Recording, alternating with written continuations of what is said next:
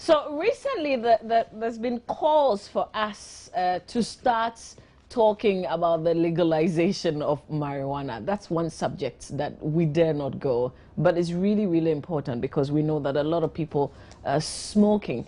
They're smoking the substance that's illegal to possess here in Ghana. And I'm talking about cannabis. We call it marijuana. Sometimes we call it weed. I think most often we call it weed. Today we're starting that debate here on the AM show. So I'm going to be speaking to a couple of people, some who are involved in its use. And I'm also going to be speaking to our own lawyer, Morris Ampao, who actually joins me in studio.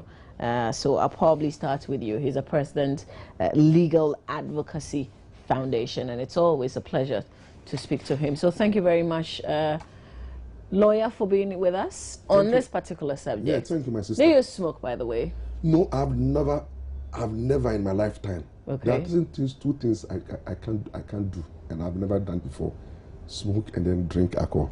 But women, I've changed women before. Okay. I've changed so it will be interesting. We'll also speak to Oswald Nkrasia. He's vice president of the Rastafarian community in Ghana. Now, when we talk smoking and we talk weed and marijuana, we think about Rastaman. I mean, is that exactly true? You know, some people also say there's some medicinal importance in it. And indeed, women use it for their hair.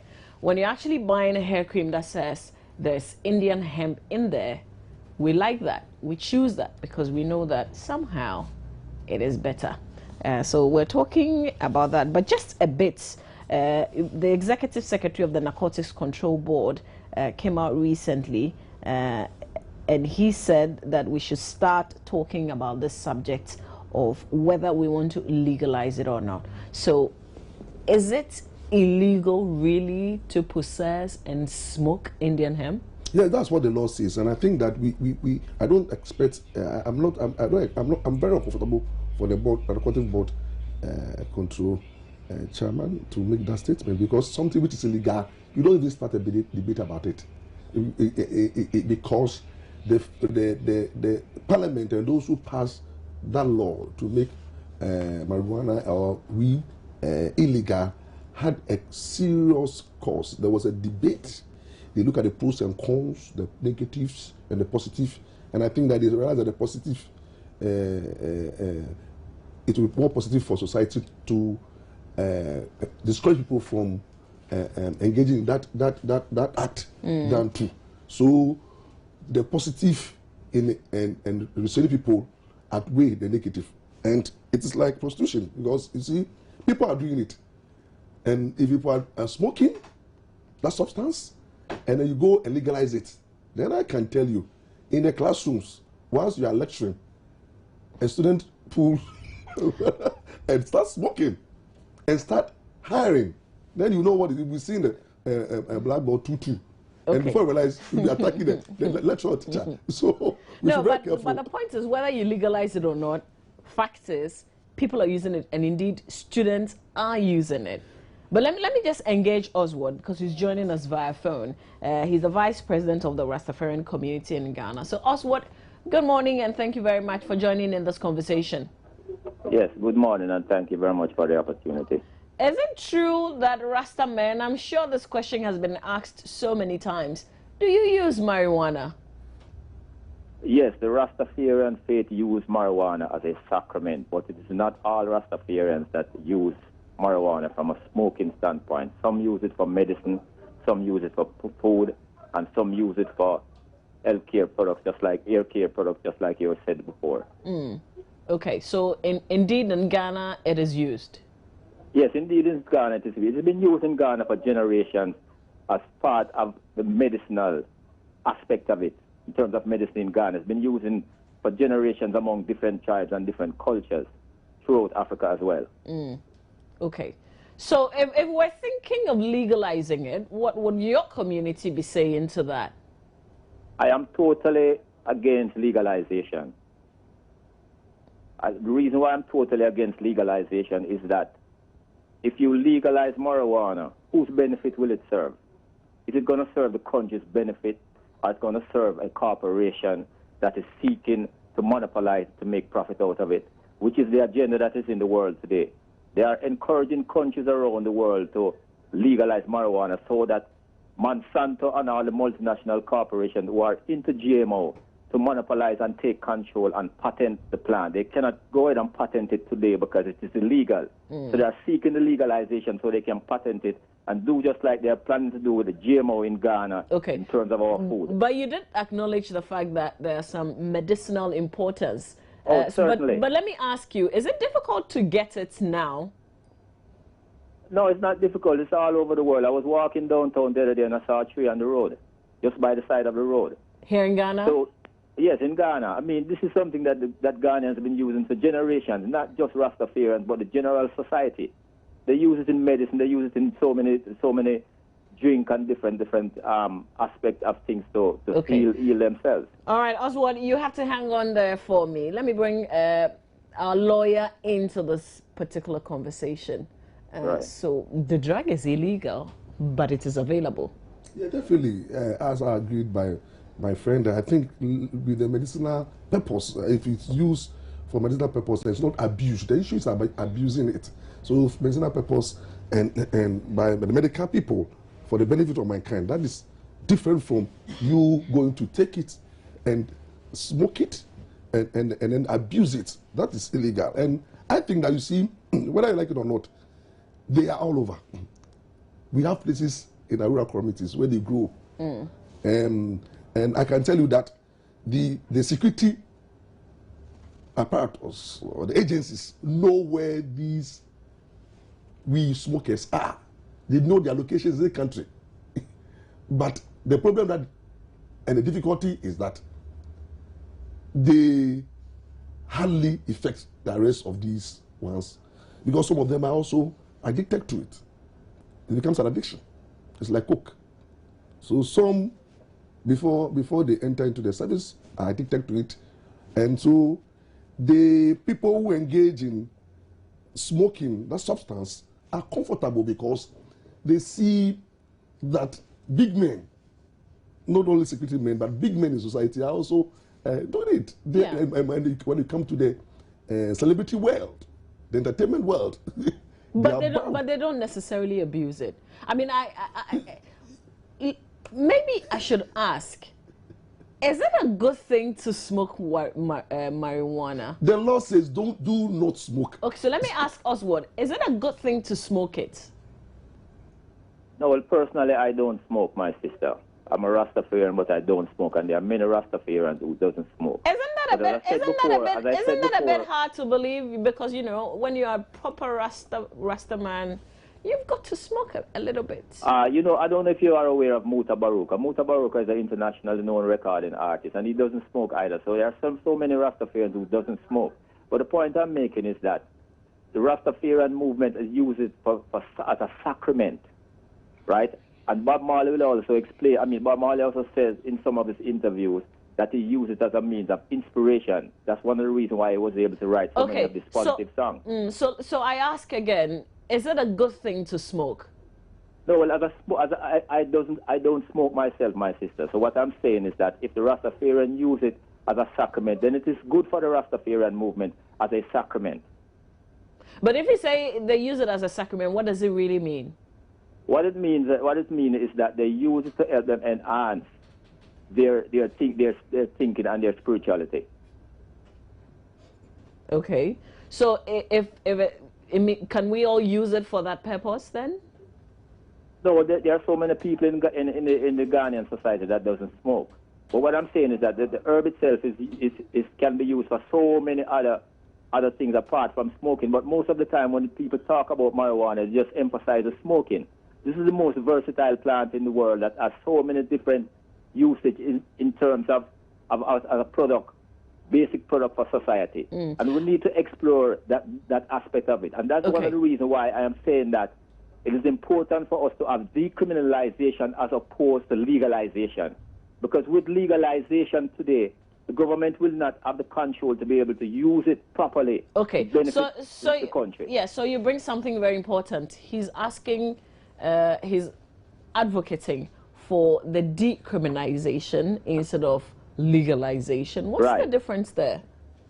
The difference with decriminalization is that it allows you a certain amount to be able to use, so that the society will be able to get some benefit from it in terms of taxation, right? The legalization is talking about the actual legalization to allow it to be able to freely utilize throughout your market or in your country. Okay, let me get Mr. Ampal's take on this one. He's looking at, he said we should what? Decriminalize it, and then rather legalize it. No, don't talk about legalization yet. Rather talk about decriminalizing it, so that it's not a crime. So that it's not so a that crime. it's not a crime if somebody you're found with it. I think I totally disagree with him, because you see, when you decriminalize it and you make it not a criminal offense, then you will encourage people. Anything that is not a criminal offense Yeah, is but that's allowed. but that's just about saying legalizing it, right? And I'm saying that it is not. The benefit of not legalizing it outweighs legalizing it, because if as of now people are smoking, it's all over. Now if you go and decriminalize it or legalize it, then you make people go out all there with confidence, do business, as he's rightly said. Some people will, so you can pay taxes. It's not about the taxes. When you pay taxes and then you use the same taxes to go and cure those who are addicted, because those who smoke definitely have medical conditions. You can't think that we are from them. It becomes addicted, they become very miserable, because once they're addicted, what happens is that every money that they have to use it on the drugs instead of advancing themselves, taking care of their family, taking care of their educational needs and economic needs. They'll use it for the drugs. And once they're not getting the drugs, then they go in and to commit robbery and all sort of criminal offenses. And you can see those who smoke marijuana, look at their behavior, look at them critically. They are violent in nature. They most of them are engaged in criminal activities, and then the mental effect also. So if you dare go decriminalize it, then you open the floodgate for students to engage in. And I can tell you, if you don't take care in the church, whilst the man of God is preaching, instead of people using this incense to, people will be using church and then blow it up there. Yeah. And then in schools and in your home, can you imagine? They would just... when your son or daughter come home with that wrapped in big, and then seated right in front of dad, and then start to smoke, and that is my friend said, my Lord, that's my constitutional right, freedom to smoke. You know, it's not the best. But the problem, and Oswald, you're free to come into it when you want to. The problem is, even though it's illegal, Hello? people still... Can you hear me? No, I can hear you very clearly, but I cannot hear the lawyer when he speaks. So Okay. you need to summarize what he said to me. Okay, I think one thing that I probably want you to react is the attitude of persons who smoke marijuana. He did mention that they're aggressive. You said a couple of things. They're violent. And some of them engage in criminal activities. Some of them engage in criminal activities. Mental effect. Okay, so you know a group of people who smoke this drug. Tell me about the attitude. It's all fabrication and lies. I'm sure that my brother who spoke just now, he hasn't done any scientific research in order to come up with this information. And this is what they have been using internationally. Yeah, but sometimes when you're walking around, you see, excuse me to say, madmen. Some of them are Rasta people. I mean, you can tell with their locks. What do you use? What do you use to define a Rasta? I'm using their locks. No, you cannot use a lock. You cannot use a person's locks to define that to say that they are Rastafarian, because today dreadlocks is a fashion statement. A lot of people wearing locks and they are not Rastafarian. When a person gets crazy or gets mad, they stop combing their ear. Are you going to call them a Rastafarian? No. So I'm saying that the lawyer just said something that is wrong.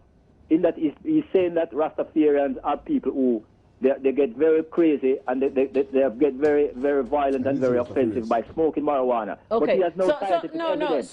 We are living in a world. No, Oswald, hang on. Point of correction. He did not say Rastafarians. He said that persons who use the drug. Exactly. Yes. Yeah, but what I'm saying, where is the scientific evidence? We need to do the research before we go on the radio and say these things. Where is the science? Has he done any scientific research? Let us do the scientific research to come up with this data. So let me give him the opportunity to react. He wants a scientific research. He should go to the psychiatric hospital to find that research. He should talk to those who criminalize that act. It abounds. There's something we call judicial notice. You don't need the research to find out the negative effect of drugs. So he should go out there and find out, go to the psychiatric hospital and find out those who have engaged in weed and marijuana smoking. And it's all over. Let him get two people, one not smoking and the other person start smoking. And let's look at the behavior. They will start behaving differently. And we all know, even those who smoke, they will tell you, those who take a lot of marijuana, if it's a woman, it's very hard in bed. True or false? If it's a man, they are very aggressive in bed sexually. So it has effect. Okay. So you cannot tell me that if you don't, the one who doesn't take marijuana and the one who takes marijuana, they operate on the same level. Different things happen to you. Okay. Let me just say that there are other people who want to get involved in this conversation. So I'll allow you to do so quickly on 030221169102, 030221169102. But let me ask you, Oswald, when you hear about, a conversation of whether or not we should legalize or not legalize the use of marijuana in Ghana, apart from the fact that you're thinking we could make some money out of it when we decriminalize it, what else can you say? I mean, because it's not all about taxes and money. No, what I would like to say, my sister, is that this is the most versatile plant in the world, and it has been scientifically proven, right? I like to deal with science because science is truth and it is facts. We have this plant in the world today, and there are many countries who are going for legalization and decriminalization so they can have access to the plant. Are you on the line? Yeah, we can hear you. Yes. That they can have access to this plant so that it can benefit society. It has been proven time and over again that there are many beneficial medicinal purposes of this plant. But haven't you also come across persons who have used it and are addicted to it and it's not helping them? I mean, clearly we see there are signs. You don't need any scientific... There is no addiction where marijuana is concerned. There's no addiction because marijuana, the component of marijuana is of such that you cannot be addicted to it. But right? the point is...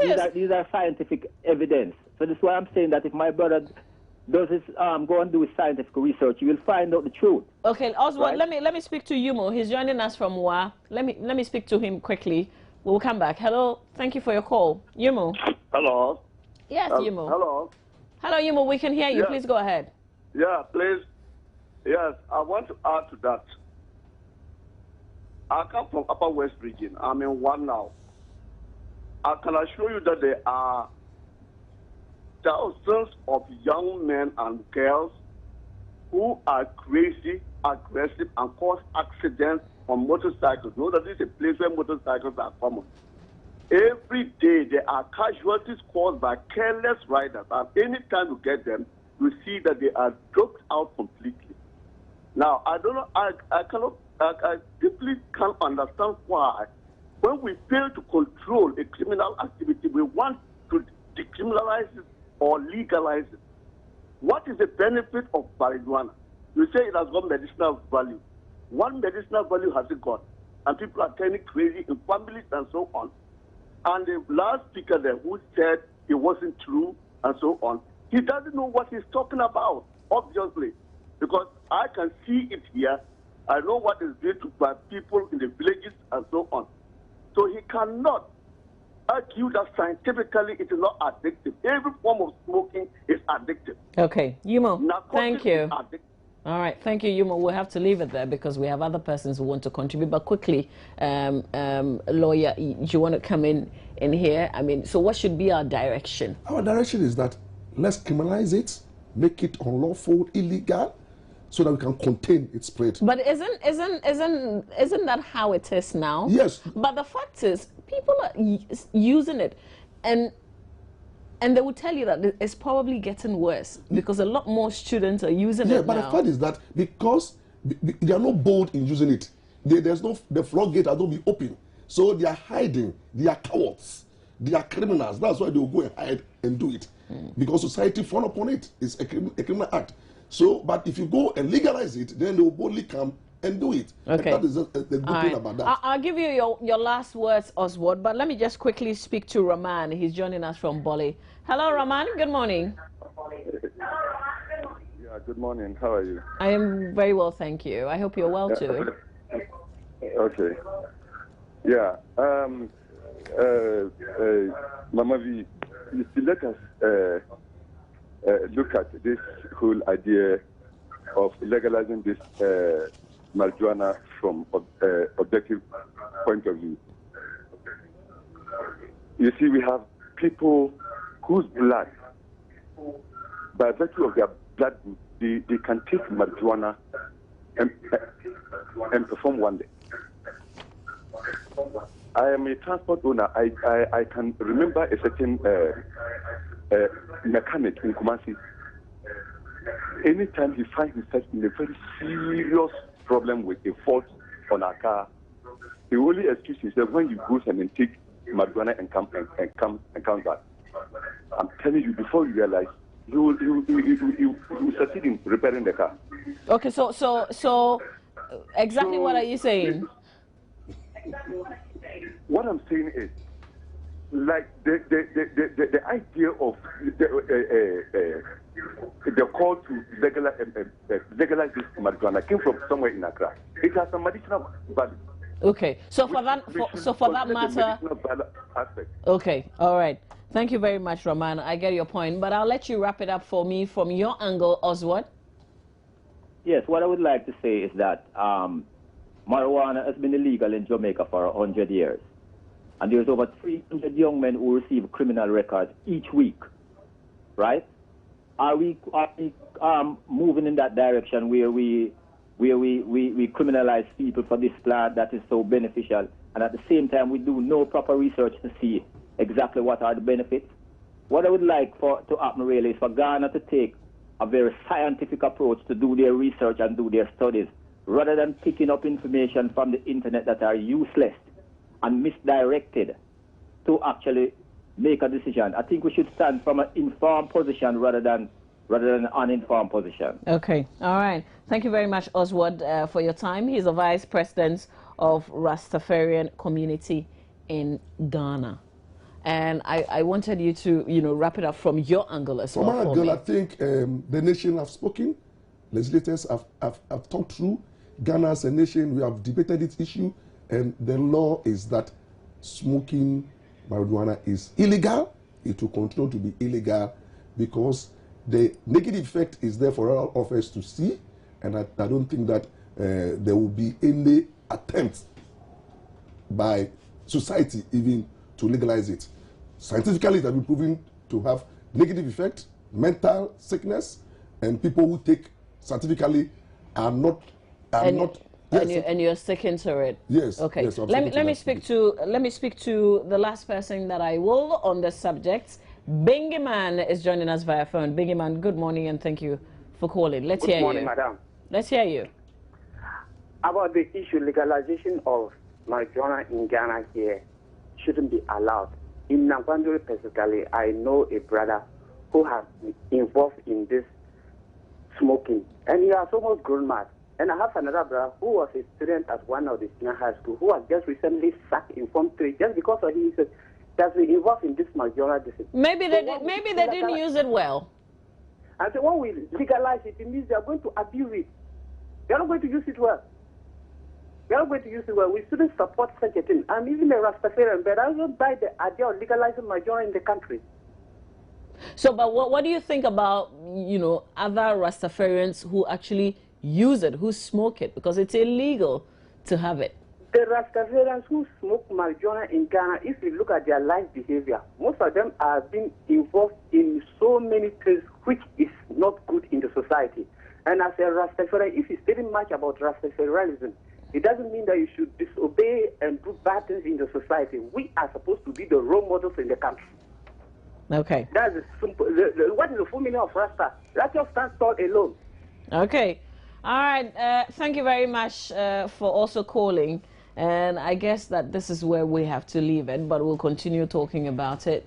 But the more we talk about it, does it make lawmakers, I mean, would it let them look at the law again? No, it's Do you have a feeling? I think the nation have taken the decision. It will not. It's like prostitution. The nation moral background and our belief system traditionally will not allow prostitution. But the same way other countries are making laws, legalizing it in some areas, and making use of the medicinal value that it has. We our culture and our belief system, as well as where Ghana beliefs and systems will not allow us. Those cultures can handle their problems. They can smoke. They have good medical facilities. They have good social systems to take care of those who become vulnerable, but we don't have. So we want to prevent. Okay. A second part of this conversation, really important, is how we deal with persons that we know are using it, and most importantly for parents, because we know that a lot of children, there's statistics, and we will bring it out really soon on this program, and then let's talk about it. How are parents dealing with it? If you're a parent, you suspect your child is using it, how do you go about it? That's for another conversation, but for today, we want to say thank you for joining us here on the AM show. My name is Mama Vio Swabwaja. I was here with Roland Walker. God willing, we are back tomorrow at 6.